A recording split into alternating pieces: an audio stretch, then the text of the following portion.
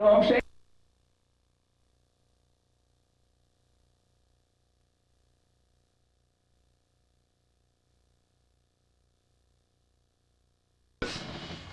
with this. Mm-hmm.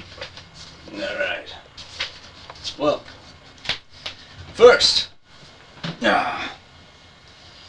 intro. Boom, boom, boom. Let's take that. The first measure. It starts with a rest, and everything is a steady stream of 16th notes. So it's 1 E and 2 E and 3 E and 4 E and 1 E and 2 E and 3 E and 4 E and you finish everything with the tap. That's the last note you hit. 1 E and 2 E and 3 E and 4 E and 1 E and 2 E and 3 E and 4 E and 1 E and 2 E and 3 E and So, repeat this twice. The main. It's in the key of C sharp harmonic minor, but actually it's raising the fourth also.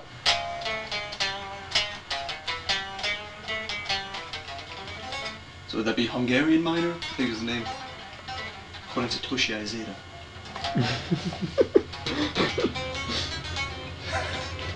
I got a copy of his record, it's really good. Mm-hmm. So we have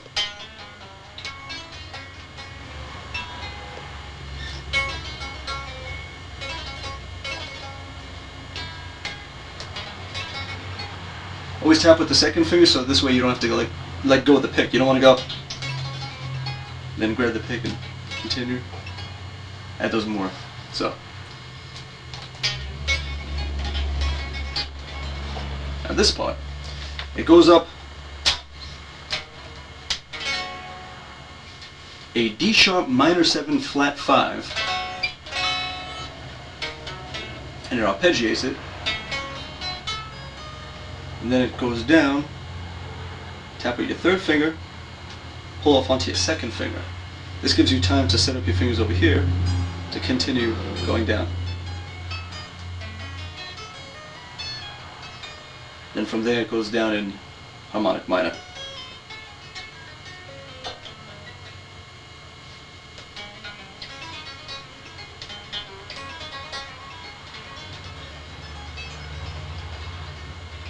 And after a while you get up to speed.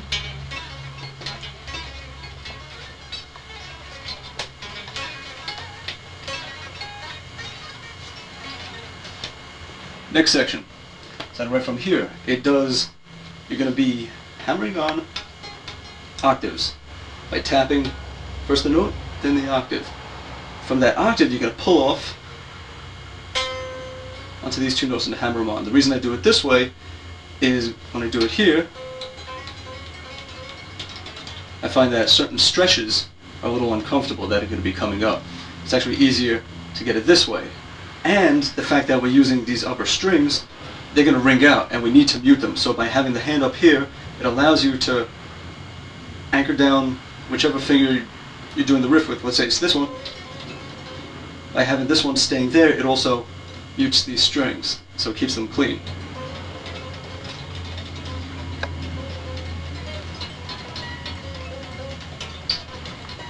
Then you just go through the notes. Over here what I'm doing is I'm just resting this on here to mute them.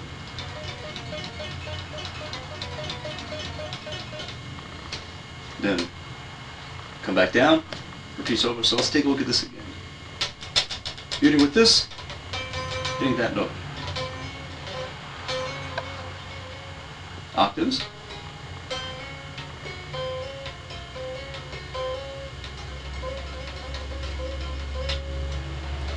Also gives you a chance, being that using these two fingers you're ready for this part.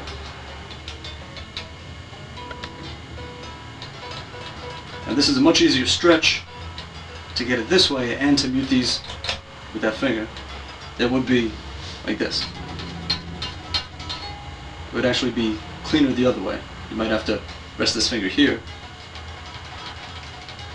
to keep that clean when you're tapping and lifting off. So it's easier to grip it from that way.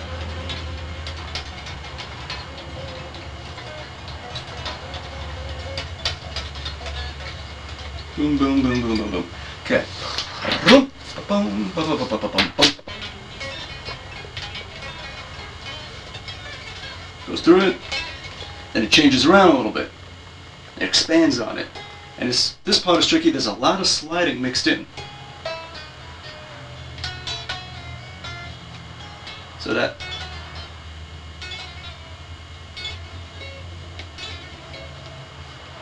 part gets a little confusing. Oops.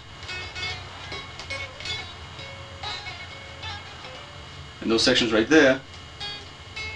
Okay.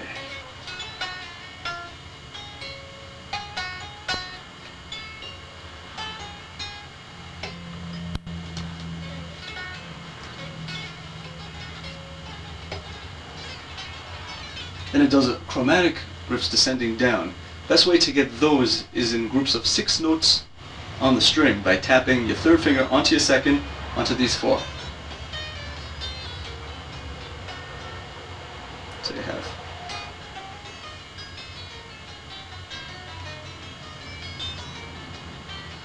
Then we're going to go all the way down 4 octaves, actually 3. We hit it here, hit it here, and there to there. High G sharp to low G sharp.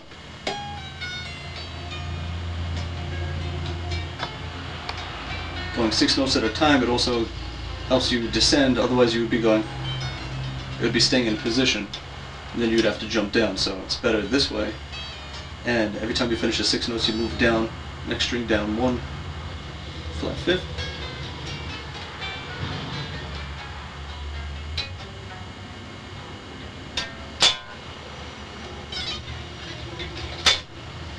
Then the last part is probably the trickiest.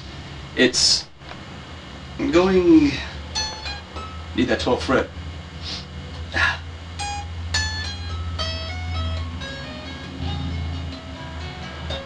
Not here. And then just planning out where to get these notes. So that part. After you do the whole run,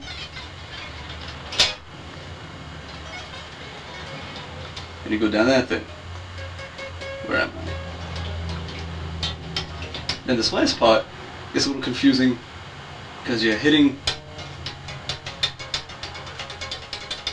like that,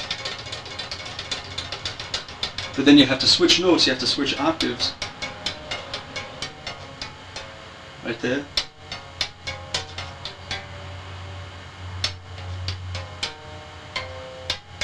So it gets kind of confusing. It's arpeggiating chords. First it's doing, depending on how you look at it, it's more like it's a G sharp suspended 4th, goes to an A, back to that, then flattening down to that, and then to major, and then finishes on that, so it goes.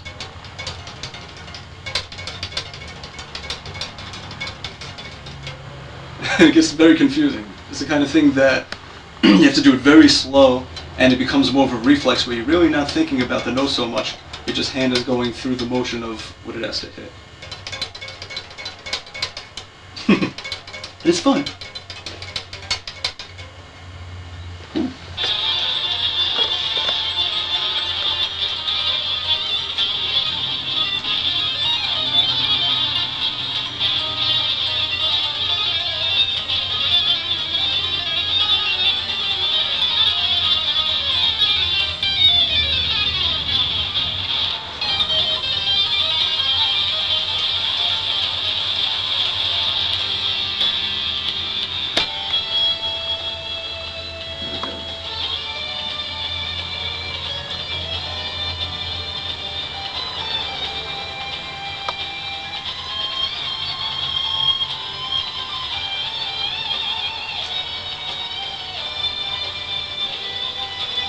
I need to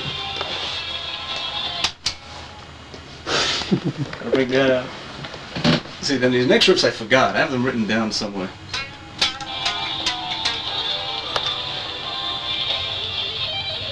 Oh, it's nothing.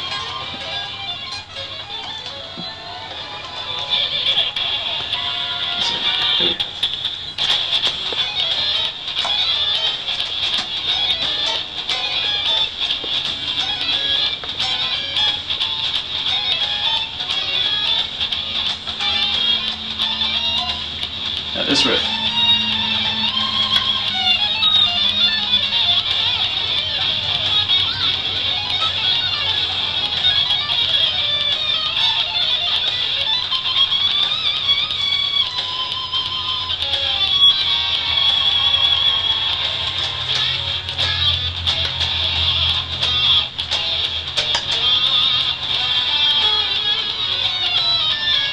suppose I remember this.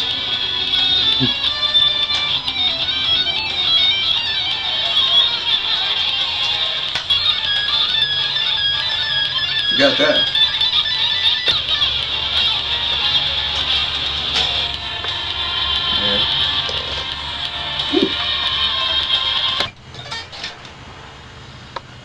Let's see.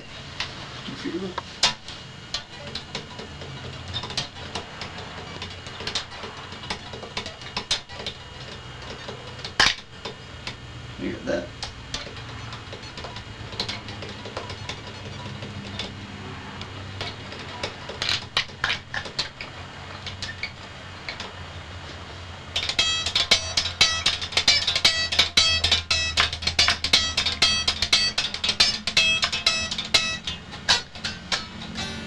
Similar thing to that, the trick is you rest your third finger across harmonics. Then you hit down your fingers. You tap here, hit a note, pull off onto the harmonic. So that's the whole technique behind in Q Fever. Does it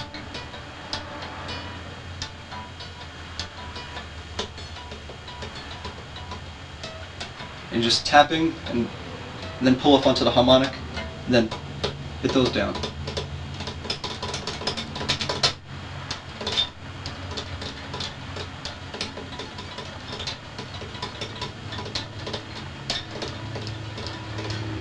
And that's the same thing for Mulligan Carbuncle.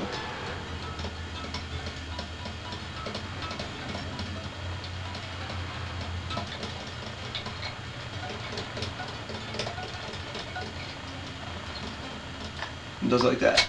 This is right here, resting on the 7th fret with the third finger. Tap on a note, pull off onto this harmonic.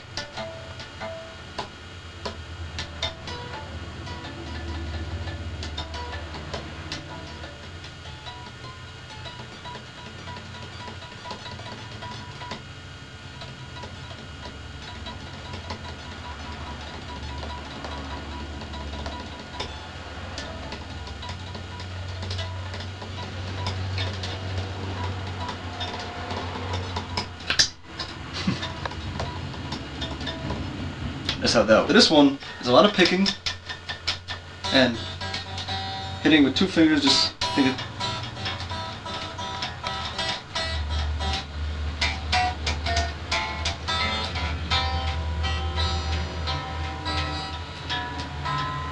It's just that kind of technique.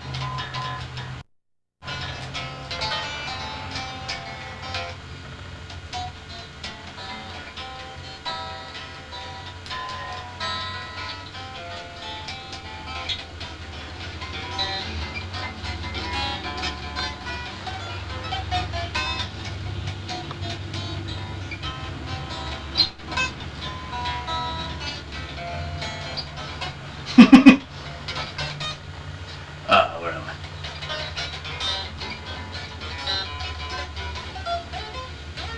And this part here is just going down. It's kind of going from a C7 to an F7, or more like a diminished.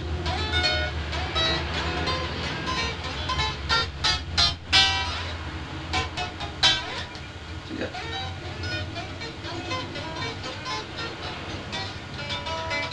This part, just holding a chord and it's all with this hand.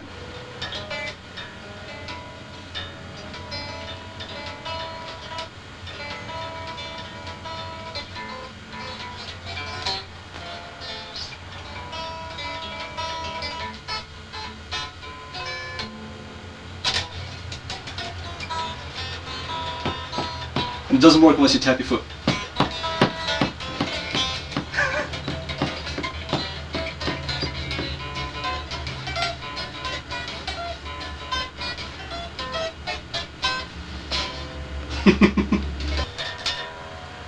Run.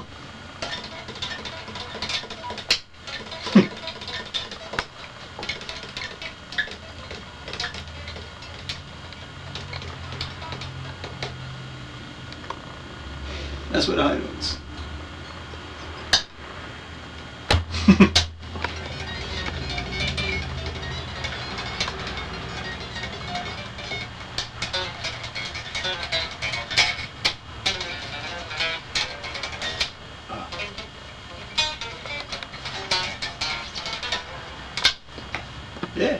timing of that is 11 beats per measure.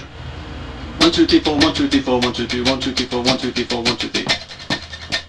And you have a guitar that's going.